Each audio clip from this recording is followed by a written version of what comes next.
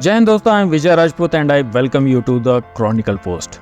दोस्तों, पिछले कुछ वर्षों में आपने देखा होगा कि चीन भारत के पड़ोसी देशों में भारी निवेश कर रहा है। अगर हम पिछले कुछ घटनाओं पर नजर डालें तो पाकिस्तान, श्रीलंका और मालदीव्स इसके ताजा एग्जाम्पल हैं। चीन ने पहले इन देशों में भारी इन्वेस्टमेंट की और बाद में इन्हीं देशों को कर्ज के जाल में फंसाकर इन देशों के एसेट्स पर कब्जा कर लिया। चीन के ऐसा करने के दो कारण हैं, जिसमें से पहला है चीन की विस्तारवादी नीति और दूसरा कारण है भारत को चारों ओर से घेरना, ताकि भारत की पल पल की खबर उसे मिल सके और भारत के खिलाफ चीन अपनी रणनीति तैयार कर सके। दोस्तों, जो खबर अभी निकल कर आ रही है, यहाँ भी चीन भारत को घेरने की ही कोशिश कर रहा है, पर इस समय भारत भी चीन को मात देने के लिए तैयार है। इस बार भारत और चीन का बैटल ग्राउंड बना है श्रीलंका। जैसे कि आपको मालूम है, चीन के कर्ज के जाल में फंसकर श्रीलंका दिवालिया होने के कगार पर आ गया था। वह तो भारत, जापान और IMF ने श्रीलंका की मदद की, जिससे उनकी अर्थव्यवस्था बच पाई है। IMF ने मदद के बदले कुछ शर्तें रखी हैं, जिसमें श्रीलंका को non core business privatise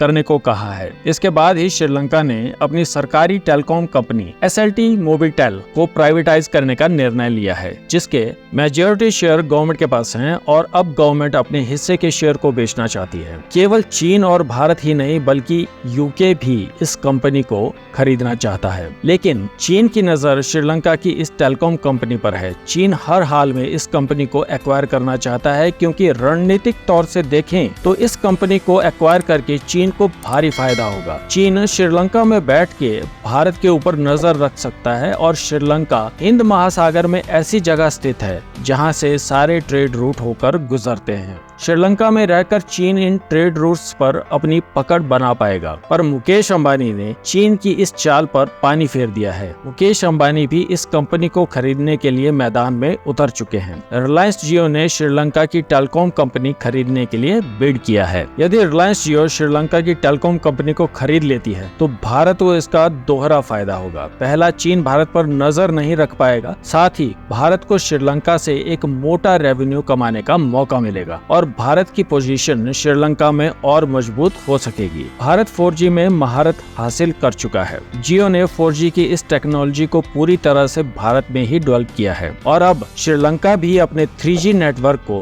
upgrade करके 4G लाना चाहता है। जी हाँ दोस्तों, आपने सही सुना, श्रीलंका में आज भी 3G नेटवर्क चल रहा है। भारत आसानी से श्रीलंका के 3G नेटवर्क को 4G में ट्रांसफॉर्म कर लेगा, पर अभी देखना ये होगा कि भारत इस अपॉर्चुनिटी को हासिल करने में कामयाब होगा या नहीं। दोस्तों, आपको क्या लगता है, श्रीलंका अपनी इस टेलीकॉम कंपनी को किस देश को बेचेगा? अपनी राय हमें कमेंट में बताइए और आपको ये वीडियो अच्छी लगी तो इसे लाइक कीजिए, फैमिली और फ्रेंड्स के साथ शेयर कीजिए और इसी तरह का कंटेंट देखने के लिए सब्सक्राइब कीजिए द क्रॉनिकल पोस्ट चैनल को। जय हिंद।